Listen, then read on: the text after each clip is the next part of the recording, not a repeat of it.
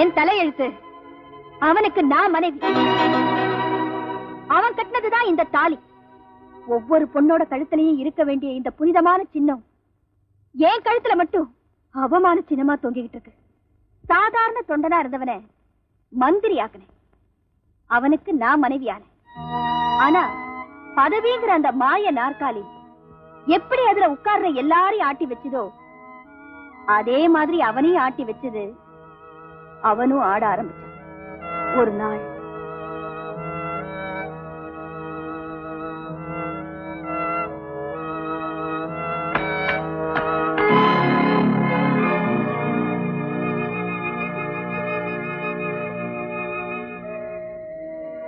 நீ போமா.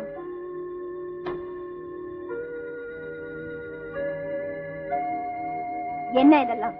அது இருக்கட்டும். கதவு தட்டுற நாகரிகம் கூட இல்ல. எது நாகரிகம்? வேலையை கேட்டு வர பொண்ணு கிட்ட சேலையை கேட்கறதுதான் உங்க நாகரிகமா? ஏன் இப்படி மாறிட்டீங்க? இத பாரு ராணி, நம்ம நாட்டுல பணத்தையும் புகழையும் சுகபோகளையும் அனுபவிக்க ரெண்டே வழிதான் இருக்கு. ஒண்ணு சினிமா, இன்னொன்னு அரசியல். நான் அரசியலை தேர்ந்தெடுத்துட்டேன். நல்ல பதவி கிடைச்சது. அந்த பதவிக்கு உண்டான சுகபோகங்களை அனுபவிச்சுட்டு இருக்கேன். இந்த நிலைமைக்கு வந்தாலே இதெல்லாம் இயற்கையா வந்துடும். எந்த நிலைமை? 5 வருஷத்துக்கு முன்னாடி உன் நிலைமை உனக்கு ஞாபகம் இருக்கா? சிங்கிள் டீக்கு லாட்டரி அடிச்சிட்டு இருந்த. வறுமையை போக்க மூட்டை தூக்கலாமா கல்லு உடைக்கலாமான்னு கண்ணீர் வடிச்சுட்டு இருந்த. உன் மனுஷ தன்மையும் உழைப்பையும் நான் காதலிச்சேன். எனக்கு இருந்த பாப்புலாரிட்டியை வச்சு உன்னை உயர்த்தினேன். என் எழுத்தால உன்னை ஒரு உத்தம நல்லவன் நாட்டுக்கு உழைக்கிறவன்னு மக்களுக்கு அறிமுகப்படுத்தினேன். அரசியல்ல ஒரு அந்தஸ்துக்கு வரணும்னு நீ ஆசைப்பட்ட. என் பத்திரிகையில எழுதி எழுதியே உன் ஆசையை நிறைவேற்றி வச்சேன். இப்போ நீ நிலைமைய பத்தி பேசுற. Very good. ஏழ்மையிலையும் துன்பத்திலையும் வாழ்ந்து பழக்கப்பட்ட நீ இன்னைக்கு அதே ஏழைங்க மானத்தோட விளையாடுற. சும்மா லோ லோன்னு கத்திட்டு இருக்காரு. மத்த மந்திரிகளை பார்க்கும்போது நான் எவ்வளவோ தேவல. தபார் பேசாம ஒரு மந்திரி பொண்டாட்டிக்கிற கௌரவத்தை காப்பாத்திக்கிட்டு பட்டு போடையும் நகையை மாட்டிக்கிட்டு இந்த பட்டி மன்றம் தொட்டி மன்றம் அது இதுன்னு தலைமை தாங்கிட்டு ஜவுளி கடை ஹோட்டல் கடை இதெல்லாம் திறந்து வச்சுட்டு காலத்தை பேசாம ஓட்டுவியா? நான் அவங்கள மாதிரி வாய மூடிக்கிட்டு புடவைய சுத்திக்கிட்டு புள்ளைய பெத்துக்கிற பொம்பளை இல்ல. தவறு செய்யறவன் யாரா இருந்தாலும் சரி சந்தியில நிக்க வைக்கிற பத்திரிக்கைக்காரி. கட்டுன புருஷனா இருந்தாலும். என்னடி கிழிக்க போற? எந்த எழுத்தால உன்னை உச்சாணி கொம்புல ஏத்தி வச்சனோ அதே எழுத்தால உன்னை திரும்பவும் நடு வீதியில கொண்டு வந்து நிறுத்துறேன். நான் உன் புருஷன்டி. அது நேத்து வரைக்கும். இன்னைக்கு நீ ஒரு சாக்கடை போச்சு. திருப்பி அடிச்சிடுவேன். அது நாகரிகம் இல்லைங்கிறதுனால விட்டுட்டு போறேன். இந்த வீட்டை விட்டு மட்டும் இல்ல உன்னையும் விட்டுட்டு. சந்தோஷம். அப்படிப்பட்ட காமவெறி பிடிச்ச மிருகத்துக்கிட்ட தான் நீங்க அடைக்கலம் தேடி போனீங்க. அங்க உங்களுக்கு என்ன மரியாதை கிடைக்கும்னு எனக்கு தெரியும். அதனாலதான் நாங்க ஓடி வந்தேன். ராணி, நல்ல வேளமா கடவுள் தான் நாங்க அனுப்புனாரு. இல்லன்னா என் பொண்ணுக்கு என்ன கதியா இருக்குமோ? சீதா, நீ கவலைப்படாத.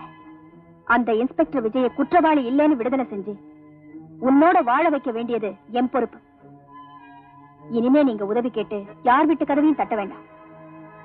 குற்றவாளிங்க வீட்டு கதவை நான் தட்டுறேன்.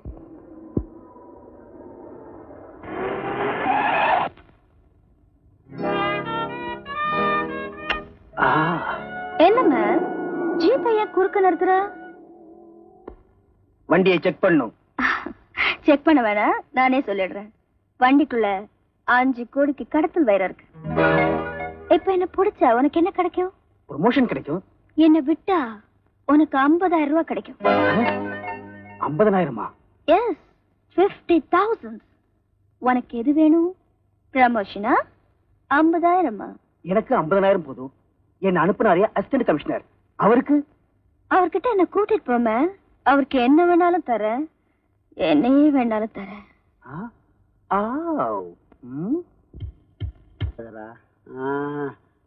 என்னது எங்களுக்கு நல்ல சூடேத்தி விட்டுட்டு இப்படி சொல்லாம கொள்ளாம போறது நியாயமா?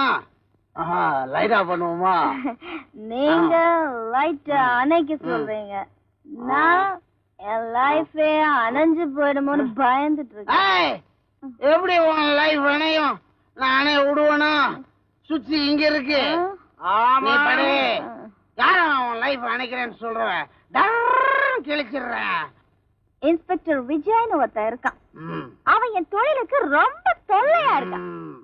அவன் உனக்கு மட்டும் இடைஞ்சல் இல்ல, எங்களுக்கு அவன் தான் இடைஞ்சல். அவனை நாங்க நான் கமிஷனர், நான் தான் சொல்லுவேன் அவனை என்ன செஞ்சோன்னு. நீ இன்ஸ்பெக்டர், வாயை திறக்கவே கூடாது. நான் சொல்றேன், விஜய தூக்கி உள்ள போட்டோம், வெளியே வரவே முடியாது. ஏன்னா இத மட்டும் நான் சொல்லட்டுமா? சொல்லு. கொலைக்கேஸ். சத்தம் போட்டு சொல்லாதடா. கொலைகேஸ். கொலையா? அவன் கொலை பண்ணிட்டானா? அவன் எங்க கொலை செஞ்சான்? எல்லாம் என்னுடைய செட்டப். இதுதான் உன்னை பேசக்கூடாதுன்னு சொன்னது. ஐடியா கொடுத்தது நானு, இதெல்லாம் செய்யன்னு சொன்னது நானு. இவன் தான் செஞ்சான். எப்படி செஞ்சேன்னு கேட்கலையே. சொல்லவே இல்லையா? கேட்டாத சொல்றேன். சிங்கம்பட்டின்னு ஒரு கிராமம். அங்க பூபதின்னு ஒரு பணக்காரன். ஊன் சொல்லு. அவன் என் ஃப்ரெண்டு. அவன் வந்து லாகப்ல ஒருத்தர் அடிச்சு கொண்டுட்டான். அங்க விஜய்னு ஒரு இன்ஸ்பெக்டர். ஊன் சொல்லு. அவன் மேல பழிய போட்டான். எப்படி இது? நான் போய் லைட் ஆஃப் பண்றேன். நீங்க கமிஷனர், நீங்க லைட் ஆஃப் பண்ண கூடாது. கரெக்ட். நானே பேசுறேன். நீ லைட் ஆஃப் நான் ஒண்ணு நினைக்கிறேன். சல்யூட் அடிக்கிற கையில என்ன டாட்டா? சொல்லுடா, அந்த இன்ஸ்பெக்டரை எப்படி கொலைகாரனா மாத்துனீங்க?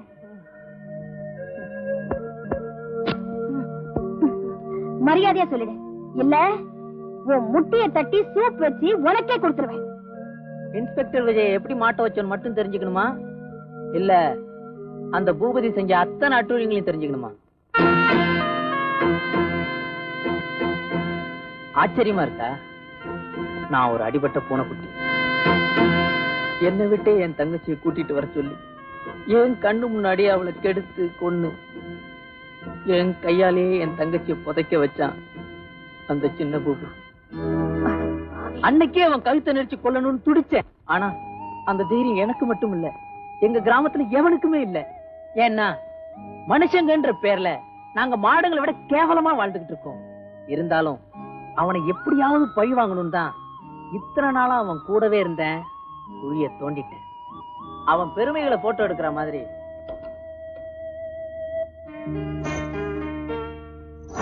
அவன் செஞ்ச கொடுமைகளையும் போட்டோ எடுத்து சேர்த்து வச்சேன். இத ஒப்படைக்கிறதுக்கு சரியான ஆளை தேடிக்கிட்டு இருந்தேன். அது நீங்க தான்.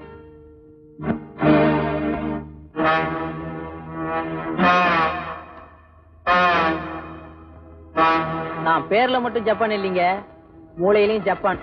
ஆனா இத பிரசுரிக்கிறது விவேகமான காரியம் இல்ல. நம்ம பத்திரிக்கை பெரிய பத்திரிக்கை, கோடிக்கணக்கான மூலதனத்துல நடந்துட்டு இருக்கு. இந்த நிலைமையில அதிகார வர்க்கத்தை பகச்சுக்கிறது அறிவில்லாதவங்க செய்யற வேலை. தயவு செஞ்சு இந்த உண்மையில மறைச்சிருங்க. அதாவது என்ன தற்கொலை பண்ணிக்க சொல்றீங்களா? இந்த தற்கொலை நடக்கலன்னா அவங்க நம்மள கொலை பண்ணிடுவாங்கன்னு சொல்றேன். புரியுது சார். நீதிமுறை ராத்திரியோட ராத்திரியா அக்கிரமக்காரங்க கிட்ட அடகு வச்சுட்டீங்க. உங்க மானத்தை அதிகார வர்க்கத்துக்கு விலை பேசிட்டீங்க.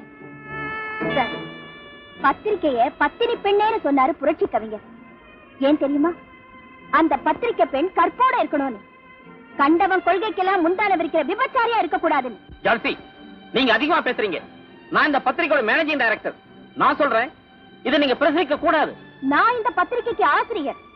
எனக்கு இதை பிரசுரிக்கிறதுக்கு உரிமை இருக்கு. என்னை யாராலும் தடுக்க முடியாது. அந்த ஆசிரியர் பதவியில இருந்து இந்த நிமிஷமே நான் உங்களை டிஸ்மிஸ் பண்றேன்.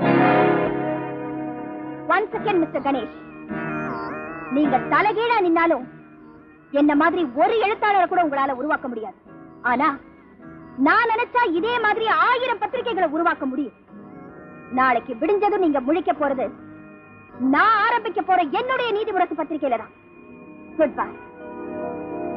குற்றம் புரிந்தவன் வாழ்க்கையில் நிம்மதி கொள்வதென்பதேது.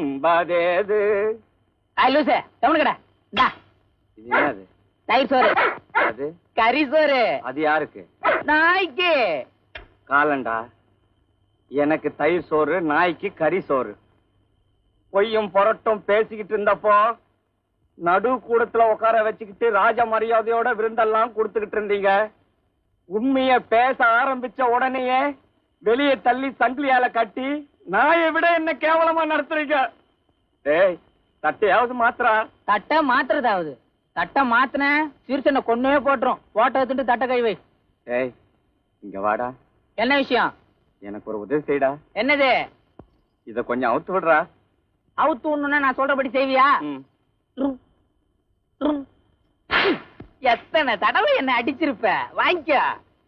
சிங்கம் விழுந்த எலி கூட ஒரு உதைக்குமா? அப்படி ஆயிப்போச்சு என் நிலைமை.